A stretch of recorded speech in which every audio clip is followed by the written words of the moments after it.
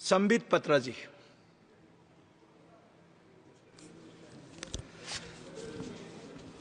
आप सभी को प्रणाम। पीठासीन महोदय, आपको बहुत धन्यवाद। राष्ट्रपति महोदया के अभिभाषण पर आपने मुझे धन्यवाद प्रस्ताव पे बोलने का सुअवसर दिया है। आज मैं इस सदन को भी धन्यवाद देना चाहूँगा कि आज 1 जुलाई को, जो कि डॉक्टर्स डे भी है, एक बहुत बड़ी चिकित्सा का काम गुलामी के खिलाफ हुआ है। गुलामी की मानसिकता जिसमें बचपन से हम आईपीसी और सीआरपीसी सुना करते थे, अब हम आईपीसी और सीआरपीसी नहीं सुनेंगे, हम भारतीय न्याय संहिता सुनेंगे, हम भारतीय नागरिक सुरक्षा संहिता सुनेंगे। स्वाभाविक रूप से ये एक बहुत बड़ा बदलाव है। मुझे दुख इस बात का है और मुझे कई बार कष्ट इस विषय को लेकर होता है कि ये बातें सुनने में छोटी छोटी लगती होंगी, ये बातें सुनने में शायद महत्वपूर्ण नहीं लगता होगा कि आईपीसी और सीआरपीसी था, भारतीय न्याय संहिता हो गया तो क्या बदलाव हो गया। ये एक बहुत बड़ी छलांग है, ये मानसिकता में परिवर्तन है। आप सोच के देखिए, अंग्रेजों द्वारा बनाया गया कानून घसीटते हुए हम हिंदुस्तान के 75 वर्ष आज़ादी के हो गए थे, फिर भी हम उसे घसीटते हुए ले जा रहे थे। एक नरेंद्र मोदी को आना पड़ा बतौर प्रधानमंत्री यह सोचने के लिए कि we have to change this mentality, we have to come above this and we have to in a way end this enslaving mentality of the society of India. I thank the Prime Minister, I thank the Home Minister, and I thank each and every one of you for supporting this. सभापति महोदय, तीसरी बार मोदी जी की सरकार बनी है और हर जगह खुशी का माहौल है। हम भी खुश हैं, स्वाभाविक रूप से सरकार बनी, हम खुश हैं। देश की जनता तो खुश है ही कि मोदी जी की सरकार बनी। और विडंबना देखिए, जिनको हम सोच रहे थे कि दुखी होंगे कि हमारी सरकार बनी है और उनकी सरकार नहीं बनी, वो भी खुश है। तो मुझे तो समझ में नहीं आ रहा है, अगर चहुंदिक दिशा में खुशी का वातावरण है, हम खुश, देश खुश, वो भी खुश है, तो खतरे में कौन है और भयभीत कौन है? किसी को भयभीत नहीं होना चाहिए बंधु। आप तो खुश हैं, आप तो खुशी जाहिर कर रहे हैं, और डबल खुशी तो हमारे पास है। हमारे पास खुशी इस बात की भी है कि हमने सरकार बनाई है, और खुशी इस बात की भी है कि एलओपी राहुल जी बने। डबल खुशी है। और एक राहुल जी नहीं बने हैं, दो राहुल जी। आज एक राहुल जी ने कहा मैं आज एक नहीं हूं, मैं दो। जब एक राहुल से इतना बड़ा एसेट का हमें प्राप्ति हुई थी, आप सोचिए 2 राहुल से इस देश को कितना लाभ होगा। और मुझे लगता है हमारे जो विपक्ष के साथी हैं उन्हें भी 2 राहुल से बहुत ही लाभ होगा। नहीं, अच्छी बात है। देखिए, राहुल जी एक एसेट हैं, इसमें कोई दो मत नहीं। मुझे लगता है विपक्ष के मेरे साथी भी इससे सहमत होंगे कि Rahul ji is an asset. Now we have double assets. बंधुगण, मुझे कष्ट इस बात का होता है, मित्रों, मुझे कष्ट इस बात की होती है कि ये दुखी इस विषय से नहीं है, ये दुखी इस विषय से नहीं है कि सरकार उनकी नहीं बनी। बिकॉज आज राहुल जी ने कहा है कि मैं खुश हूं, we are happy and we are contented, हमें खुशी है कि हम अपोजिशन में है। वो दुखी इस बात से नहीं है कि सरकार उनकी नहीं बनी, वो दुखी इस बात से है कि ये डूब क्यों नहीं रहे हैं, इनका 400 पार क्यों नहीं हुआ है। मतलब ये खुशी मना रहे हैं इस बात को लेकर कि इनका 400 पार नहीं हुआ है, और इस विषय को लेकर वो दिवाली मना रहे हैं। आप सोच के देखिए, 3 टर्म से समुद्र के गर्त पे पड़े हुए हैं और ऊपर देख रहे हैं कि इनके जहाज में छेद कब होगा, इनके जहाज में छेद कब होगा और ये कब डूबेंगे। ये खुद तैरने की कोशिश नहीं कर रहे हैं। मुझे लगता है कि हमें भी ईश्वर से और आज शिव जी से प्रार्थना करनी चाहिए कि अगर राहुल जी प्रसन्न है, विपक्ष में रह के प्रसन्न है, तो उनकी प्रसन्नता अनंत काल तक बरकरार रहे।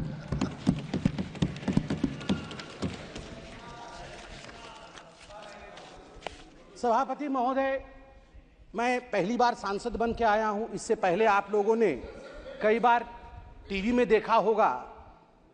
मुझे एक विषय, और यह पक्ष विपक्ष का विषय नहीं है, जब मैं 2010 में बैठता था टीवी पर और डिबेट्स होती थी, तो उस समय जब इलेक्शन डिक्लेयर होते थे तो अमूमन जो विषय उभर के आता था, तुरंत टीवी के एंकर्स के विषय में आज बातचीत हुई तो पहला विषय जो उभरता था कि अरे जातीय समीकरण क्या है, उस फलाने राज्य में चुनाव होने वाला है, वहां का जातीय समीकरण क्या है, वहां का धार्मिक समीकरण क्या है।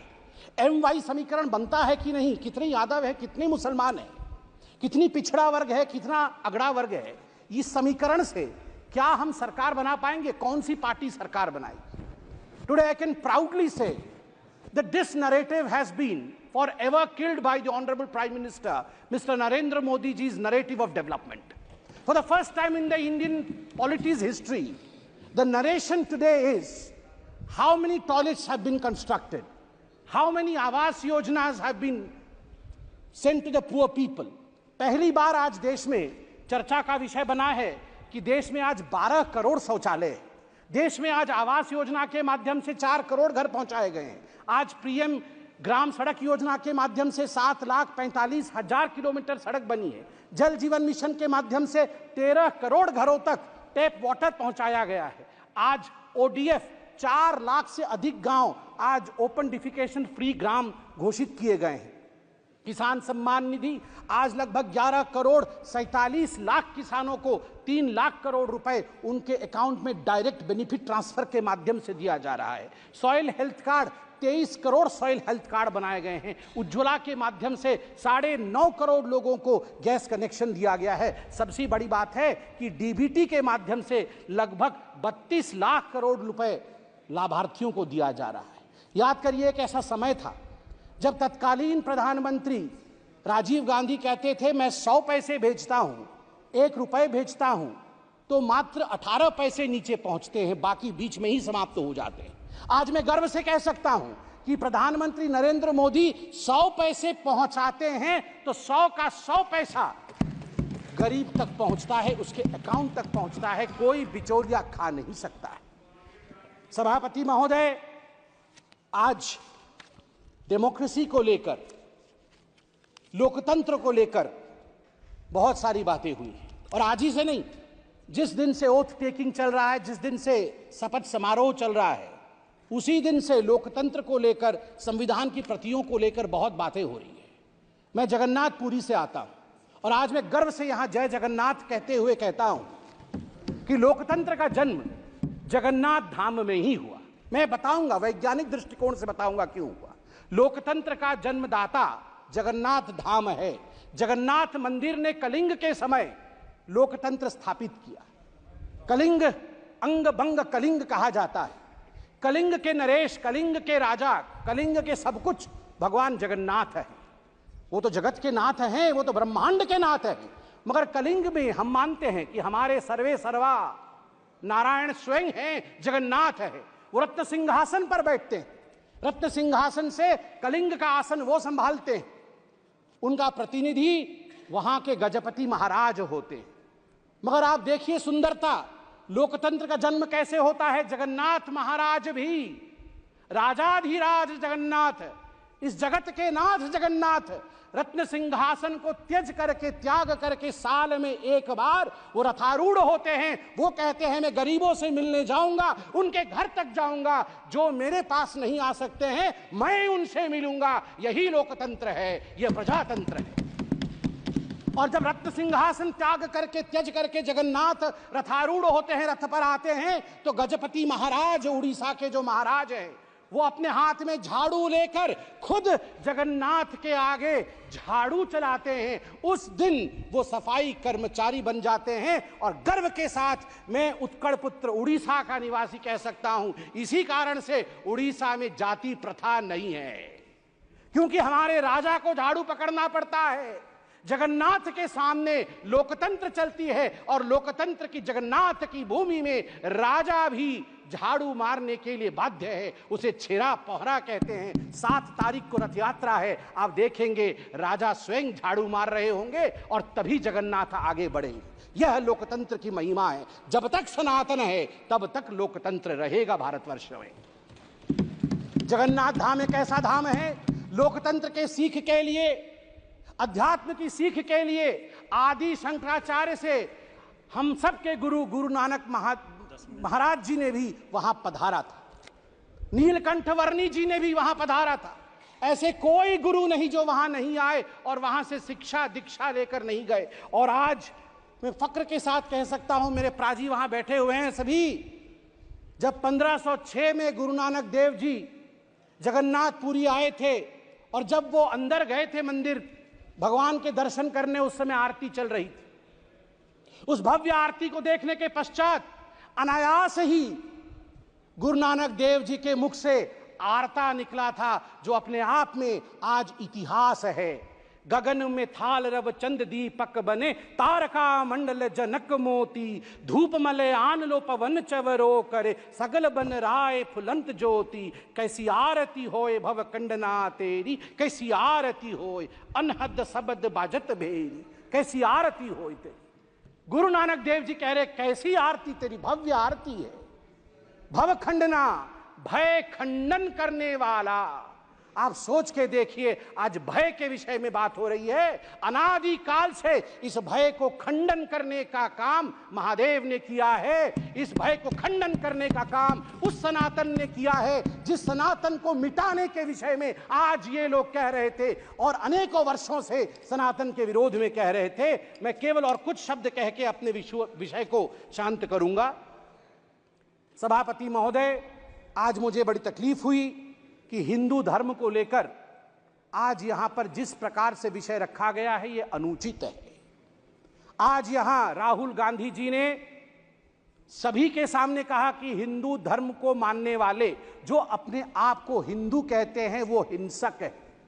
मैं गर्व से कहता हूं मैं हिंदू हूं और मैं हिंसक नहीं हूं। मैं गर्व से कहता हूं मैं हिंदू हूं और मैं हिंसक नहीं। आप हिंसा मत करिए। मैं हाथ जोड़ के कहता हूं आप हिंसा मत करिए, प्लीज शाब्दिक हिंसा मत करिए। सब लोग शांत होकर बैठिए।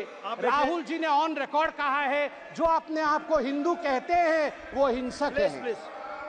ऑन रिकॉर्ड राहुल जी ने कहा है जो अपने आप को हिंदू कहते हैं वो हिंसक है। मैं ये कह दूं यहां पर, हिंदुओं ने कभी हिंसा नहीं की। सर्वे भवन्तु सुखिनः, सर्वे सन्तु निरामया, सर्वे भद्राणि पश्यन्तु, मां कश्चित् दुःख भाग् भवेत्। हमेशा ब्रह्मांड की कल्याण की चिंता हिंदुओं ने की है। मुझे कष्ट इस बात का भी हुआ कि डीएमके ने आज हिंदुओं पे पुनः यहां आघात किया है। राजा साहब ने अपने भाषण में यह कहा कि हिंदू महिलाओं को एंस्लेव करती है। नहीं, हिंदू महिलाओं को देवी के रूप में पूजा करती है, उपासना करती है। दुर्गा, सरस्वती, लक्ष्मी, विमला ये माताएं हैं हमारी। हमने कभी एनस्लेव नहीं किया है। ये बहुत गलत है। और मुझे लगता है राहुल गांधी ये नहीं जानते हैं कि शिव जी त्रिशूल क्यों रखते हैं। राहुल गांधी जी ने कहा शिव जी का त्रिशूल नॉन वायलेंस का त्रिशूल है। ना राहुल जी, हमारे सभी देवी देवता एक हाथ में शास्त्र रखते हैं और दूसरे हाथ में दंड या शस्त्र भी रखते हैं। यदि शास्त्र का पालन ना हो, धर्म का पालन ना हो, तो फिर शस्त्र उठा करके दंड देने का संवैधानिक प्रयोजन अनादिकाल से हमारे देवी देवताओं के पास था। इसलिए भय बिनु प्रीति नहीं हो सकता है। प्रीति करना होगा, इस देश से करना होगा, इस देश का जिंदाबाद करना होगा। चिल्लाइए मत, पीछे वो बैठे हैं जिन्होंने जय फिलिस्तीन कहा था। ना, बिल्कुल सही कह रहा हूं जी। आपने यहाँ शपथ में जय फिलिस्तीन कह दिया। मुझे तो डर इस बात का है कि वह दिन भी दूर नहीं जब आप में से कोई यहाँ जय पाकिस्तान भी कह दे। भरोसा नहीं है। जय फिलिस्तीन कह सकते हैं तो जय पाकिस्तान भी कह सकते हैं आप लोग। आप लोग धिक्कार का विषय है, धिक्कार का विषय है। यदि आप जय फिलिस्तीन कह सकते हैं, यहाँ पर जो संवैधानिक प्रक्रियाएं हैं उसको ताक पे रख करके आपने जय फिलिस्तीन कहा, कल को जय पाकिस्तान कैसे नहीं कह सकते हैं? कह सकते हैं। और आप लोगों ने कहा सेंगोल हटा दीजिए। आप लोगों ने कहा सेंगोल हटा दीजिए। सेंगोल मतलब समझते हैं आप? सेंगोल एक तमिल शब्द है जिसका अर्थ है सिमाई। सिमाई मतलब राइटियसनेस, न्याय का दंड है। ये धर्म का दंड है। धर्म मतलब हिंदू, मुस्लिम, सिख, ईसाई नहीं। धर्म मतलब धारयति इति धर्म, जो धारण करता है न्याय को वो धर्म है। ये दंड न्याय को धारण करता है। ये कभी ना हटेगा, ना हटने की इसके स्वप्न कोई देख सकता है। इतना ही कह के मैं पीठासीन को नमन करके धन्यवाद देता हूँ। श्री